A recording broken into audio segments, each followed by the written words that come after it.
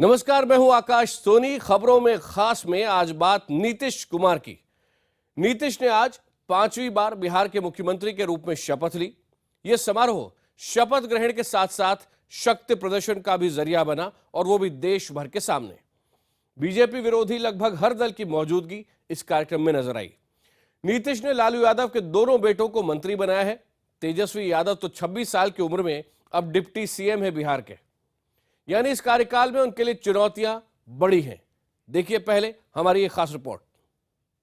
मैं नीतीश कुमार सत्यनिष्ठा से प्रतिज्ञान करता हूं कि जो विषय बिहार राज्य के मुख्यमंत्री के रूप में मेरे विचार के लिए लाया जाएगा अथवा मुझे ज्ञात होगा, उसे किसी व्यक्ति या व्यक्तियों को तब के सिवाय, जबकि ऐसे मुख्यमंत्री के रूप में अपने कर्तव्यों के सम्यक निर्वहन के लिए ऐसा करना अपेक्षित हो, मैं प्रत्यक्ष अथवा अप्रत्यक्ष रूप से संसूचित या प्रकट नहीं करूंगा। नीतीश कुमार एक बार फिर बिहार के मुख्यमंत्री हैं। उन्होंने 5वीं बार बिहार के मुख्यमंत्री पद की शपथ ली। शपथ ग्रहण समारोह ने ही ये साबित कर दिया कि ये 5वीं पारी उनके लिए राष्ट्रीय राजनीति की नई उम्मीदें लेकर आई है। मंच पर लालू यादव तो थे ही, कांग्रेस उपाध्यक्ष राहुल गांधी, दिल्ली के मुख्यमंत्री अरविंद केजरीवाल, पश्चिम बंगाल की मुख्यमंत्री ममता बनर्जी, पंजाब के डिप्टी सीएम सुखबीर बादल, जम्मू कश्मीर के पूर्व मुख्यमंत्री फारूक अब्दुल्ला जैसे बहुत से दिग्गज नेता इस शक्ति प्रदर्शन का हिस्सा बने हुए थे। को नई शुरुआत हुई है भारत के लिए, एक नई कड़ी है, और मैं तो समझता हूं कि नीतीश जी को तैयारी करनी चाहिए अब दिल्ली आने की और प्रधानमंत्री बनने की। राजनीति में बहुत से चाणक्यों की बात होती है, लेकिन बिहार का असली चाणक्य निकले मुख्यमंत्री नीतीश कुमार। जिस शख्स से 20 साल तक दुश्मनी निभाई, जिस शख्स की राजनीति के खिलाफ 10 साल सरकार चलाई, उससे हाथ ही नहीं मिलाया, बल्कि इस हाथ को पकड़कर धमाकेदार ढंग से सत्ता में वापसी भी की। शपथ ग्रहण समारोह की ये तस्वीरें उन लोगों को बार बार झुठला रही हैं जो कह रहे थे कि नीतीश ने लालू के साथ गठबंधन करके गलती की। चुनाव के पूर्व और चुनाव के दौरान महागठबंधन में आरजेडी, जेडीयू और कांग्रेस तीनों ने पूरी एकजुटता का परिचय दिया है। इतनी बड़ी जीत, इतने बड़े जनादेश के बावजूद नीतीश आज भी उतने ही संयम में हैं जितना पूरे चुनाव प्रचार के दौरान रहे। बीजेपी के एक से बढ़कर एक हमलों के बावजूद नीतीश ने पूरे चुनाव के दौरान एक बार भी अपना संयम नहीं खोया। उतने ही गंभीर होकर वो विपक्ष के हमलों का जवाब देते रहे। नीतीश का यही अंदाज बिहार के लोगों को हमेशा से पसंद रहा है। देख रहे हैं कि देश किस तरह से चल रहा है। वायदा किया गया था कि अच्छे दिन आ जाएंगे, अब अच्छे दिन का लोग इंतजार ही कर रहे हैं। विधानसभा चुनाव में जीत के लिए नीतीश कुमार ने पिछले साल से ही अपनी रणनीति पर काम करना शुरू कर दिया था। लोकसभा चुनाव में बीजेपी को मिली बम्पर जीत के बाद नीतीश को एहसास था कि इस बार बिहार में उनके लिए राह आसान नहीं होगी। वो जानते थे कि जीतन राम मांझी के हाथ कमान सौंपे जाने से बिहार की जनता उनसे खुश नहीं है। इसलिए नीतीश ने सबसे बड़ा कदम उठाया था बिहार के लोगों से माफी मांगने का। पूरे बिहार वासियों से मैं क्षमा मांगता हूं कि भाई मुझसे गलती हुई, माफ कर दीजिए। अब हम फिर कभी इस तरह के भावना में आकर कोई काम नहीं करेंगे। मैं इतना लोगों को आश्वस्त करना चाहता हूं। बिहार की जनता ने न सिर्फ उन्हें माफ किया, बल्कि बम्पर वोट का आशीर्वाद भी दिया। अब बिहार में बहार है। एक बार फिर से नीतीश कुमार है। बिहार के लोग भी पिछले 10 सालों से उनका काम देख रहे थे। उनका ये काम ही लालू के साथ गठबंधन की कमजोरी पर भारी पड़ा। जाहिर है अब नीतीश की 5वीं पारी उन्हें प्रधानमंत्री नरेंद्र मोदी के विकल्प के तौर पर भी आगे ले जाएगी। Bureau report, IBN 7। Nitish Kumar के विरोधी भी कम से कम एक बात मानेंगे कि नीतीश की बड़ी खासियतों में एक है उनकी सादगी, उनकी उदारता। 2010 में चुनाव जीतने के बाद नीतीश ने सारे एनडीए नेताओं को ताकीद की थी कि वो हारे हुए विपक्ष का मजाक ना उड़ाएं।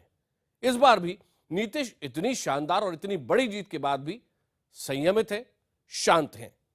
तकरीबन 40 साल के उनके सियासी सफर में नीतीश की ये छवि बार बार नजर आती है।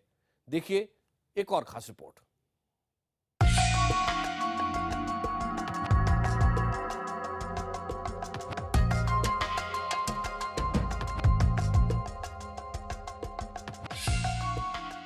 आयुर्वेदिक डॉक्टर के बेटे, तालीम से इलेक्ट्रिकल इंजीनियर नीतीश सादगी की मिसाल हैं। राजनीति में उनका पहला कदम तब पड़ा जब वो पटना इंजीनियरिंग कॉलेज के छात्र थे। ये 1970 का शुरुआती दौर था। विश्वविद्यालय में जयप्रकाश नारायण की अगुवाई में चल रहे इंदिरा विरोधी आंदोलन की लहर थी। नीतीश भी इस लहर पर सवार हो गए। कांग्रेस विरोधी जनता परिवार की पहचान उनकी भी पहचान बन गई। In Bakhtiarpur, my house is located on, road itself that became national highway later on. So all the leaders passing through that area used to have a stop there. So I had experience of listening to so many people there, listening to their conversation. That is different thing, but I was never attracted to Congress party. And I can't say how I became anti-Congress. But from very childhood I was attracted towards Lohia ji. कुछ साल पहले हमारी मुलाकात नीतीश के teacher से हुई थी। नीतीश उन्हें धोती कुर्ता पहनने वाले छात्र नेता के तौर पर याद आते हैं। कॉलेज में बेहतर सुविधाओं के लिए नीतीश छात्रों को गोलबंद किया करते थे। Actually having some quality of good leader. Is today also you must have seen the fellow is not like the politician means chor, wagara, he is not like that. His behavior, his way of talking, his expressions, they actually are so systematic. Nitish Kumar बचपन से ही बहुत एकांत प्रिय हैं। College के दिनों में जब तक हॉस्टल में उन्हें पूरा कमरा नहीं मिला, वो एक सस्ती सी लॉज में रहा करते थे। वो हॉस्टल तभी रहने आए जब उन्हें पूरा कमरा मिल गया। नीतीश बचपन में भी अपने दोस्तों के बीच खामोशी रहा करते थे, लेकिन अक्सर चुप रहने वाले नीतीश जब बोलते हैं तो दो टूक और सटीक ही बोलते हैं। जेपी आंदोलन के दिनों से ही बीएन कॉलेज के छात्र लालू यादव उनके हमराही थे। लालू जहां खिलंदड़ और बेबाक थे, वहीं नीतीश शांत और नम्र थे। लोकप्रिय छात्र नेता होने के बावजूद नीतीश ने लालू के मुकाबले सक्रिय सियासत में आने में ज्यादा वक्त लिया। आपातकाल के खिलाफ चल रही लहर पर सवार होकर लालू 1977 में ही लोकसभा में पहुंच गए थे। वहीं नीतीश ने हरनौत से अपना पहला चुनाव 1985 में जीता। People have lot of sympathy for me in 1985 and they got me elected. And thereafter I am being elected. बरसों से नीतीश के साथ रहे सीताराम उस दिन को याद करते हैं जब उनके नीतीश कुमार मुख्यमंत्री बने थे। तब वो कल्याण बिघा के पुश्तैनी घर में रहते थे। जिस बराहिल का या नौकर कहिए उसको मालिक मुख्यमंत्री हो जाता है, उसको इससे बढ़कर अब क्या मिलेगा। हम कहा कि मालिक हमको कोई चीज का जरूरत नहीं, यही हमारा अर्थी है कि आप मुख्यमंत्री और बड़े प्रधानमंत्री हैं। उस वक्त मुख्यमंत्री बनने के अगले ही दिन नीतीश कुमार अपने बेटे और पत्नी के साथ कल्याण बिघा पहुंचे थे। यहाँ अपने घर में उन्होंने कुछ घंटे बिताए थे। राजनीति के माहिर खिलाड़ी नीतीश कुमार की दिलचस्पी कभी खेलकूद में नहीं रही। उनके पुराने मित्र बताते हैं कि उन्होंने कभी भी गिल्ली डंडा या पतंग नहीं उड़ाई। अलबत्ता उनके मित्र बताते हैं कि जब कोई खेल कूद कर रहा होता था या कोई बच्चा जब खेल रहा होता था तो नीतीश कुमार ताली बजाकर उसका हौसला जरूर बढ़ा दिया करते थे। उनके बड़े भाई सतीश कुमार बख्तियारपुर में रहते हैं। यहीं पर नीतीश कुमार के सभी भाइयों का जन्म हुआ था। नीतीश के मुख्यमंत्री बन जाने का गर्व यहाँ खुलकर सामने नहीं आता, लेकिन आनंदी प्रसाद सिंह के मामले में ऐसा नहीं है। बख्तियारपुर के गणेश हाई स्कूल में वो नीतीश के अध्यापक थे। I will be overjoyed to see him as a prime minister. Nitish Kumar को बचपन से ही हिसाब बहुत पसंद था। हिसाब यानी कि गणित। उनका मानना है कि गणित से किसी भी समस्या के तह तक पहुंचा जा सकता है। उनके पिता उन्हें डॉक्टर बनाना चाहते थे, लेकिन बेटा गणित पढ़ लेकर इंजीनियर बनना चाहता था। आखिर में बेटे की ही जीत हुई और नीतीश कुमार ने इंजीनियरिंग की। नीतीश कुमार की पत्नी मंजू का निधन 2007 में हो गया था। वो पटना में अध्यापक थी।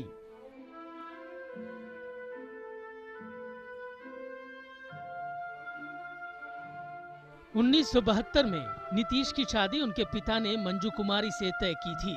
नीतीश की भी हिम्मत नहीं हुई कि जिससे शादी तय हुई उसे एक बार देख ले या फिर मिल ले, जबकि मंजू पटना में ही एक कॉलेज में पढ़ा करती थी। हालात ये थे कि नीतीश के सारे दोस्त उनकी होने वाली पत्नी से मिलाए, लेकिन नीतीश नहीं गए। नीतीश के पिताजी ने बेटे की शादी में 22,000 रुपए दहेज लेना तय किया था, लेकिन जब नीतीश को पता चला तो वो अड़ गए। आखिरकार नीतीश के पिता को बिना दहेज के अपने बेटे की शादी करनी पड़ी, वो भी भरी सादगी में। नीतीश कुमार की पत्नी जब तक जीवित थी तब तक वो नीतीश के साथ सार्वजनिक मंचों पर बहुत कम दिखाई देती थी। यहाँ तक कि उनका इंजीनियर बेटा भी मीडिया की चकाचौंध से दूर ही रहता है। जाहिर है नीतीश कुमार के लिए छवि की बहुत अहमियत है।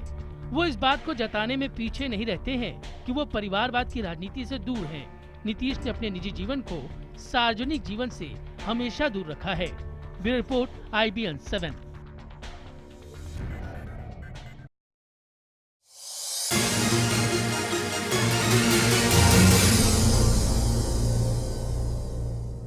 ब्रेक के बाद एक बार फिर आपका स्वागत है। खबरों में खास में आज हम बात कर रहे हैं नीतीश कुमार की।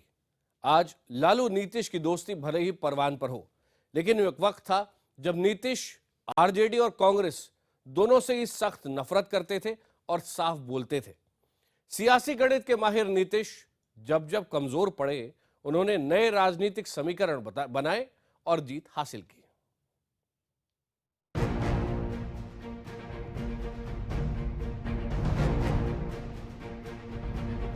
नीतीश कुमार आज लालू प्रसाद यादव के साथ है, कांग्रेस के भी साथ है, लेकिन एक दौर वो भी था जब नीतीश इन दोनों के ही धुर विरोधी थे। बात तब की है जब 1994 में लालू प्रसाद यादव सत्ता के शीर्ष पर थे। नीतीश ने लालू पर सत्ता में भागीदारी न देने का आरोप लगाकर उनसे हमेशा के लिए किनारा कर लिया। शरद यादव और जॉर्ज फर्नांडिस के साथ मिलकर नीतीश ने समता पार्टी का गठन किया, लालू के खिलाफ जंग छेड़ दी। जॉर्ज फर्नांडिस की सलाह पर नीतीश ने बीजेपी से नजदीकी बनाई। एनडीए की सरकार में रेल मंत्री बनने के साथ नीतीश ने जमीनी स्तर पर अपनी तैयारी शुरू कर दी थी। I was a strong supporter of this move. Later on, it's the habit of Lalu Yadav. Whoever has supported him, you will find that he does not keep good relationship with those people. दिलचस्प बात है कि साल 2000 में राजनीतिक विश्लेषकों ने नीतीश के खत्म हो जाने की भविष्यवाणी तक कर दी थी। बतौर मुख्यमंत्री तब नीतीश सिर्फ 7 दिन सत्ता में रह सके थे। उनकी सरकार में आपराधिक मामले वाले नेताओं की भरमार थी। तब शायद ही किसी को यकीन था कि 2005 की 1 तारीख पर यह इतिहास बदल जाएगा। बिहार के चुनाव में खंडित जनादेश आया। लगने लगा था कि नीतीश के पास सरकार बनाने लायक विधायक हो गए हैं। तभी राष्ट्रपति APJ अब्दुल कलाम ने आधी रात को विधानसभा भंग करने के दस्तावेज पर दस्तखत कर दिए। बिहार में राष्ट्रपति शासन लग गया, मतदाता का जनादेश खारिज हो गया। बहुत से लोग कहते हैं कि बिहार के राज्यपाल के साथ मिलकर लालू ने नीतीश का रास्ता रोक लिया। नीतीश एकाएक सियासी शहीद में बदल गए। नवंबर में फिर चुनाव हुए। 143 सीट जीतकर नीतीश ने सत्ता के दरवाजे पर धमाकेदार दस्तक दी। नीतीश ने लालू के जंगल राज को खत्म करने का दावा किया। नीतीश के शपथ ग्रहण के साथ ही बिहार में बदलाव की शुरुआत हो गई। लालू बाहर हो चुके थे, नीतीश सत्ता के केंद्र में थे। मुख्यमंत्री बनते ही नीतीश ने काम शुरू कर दिया।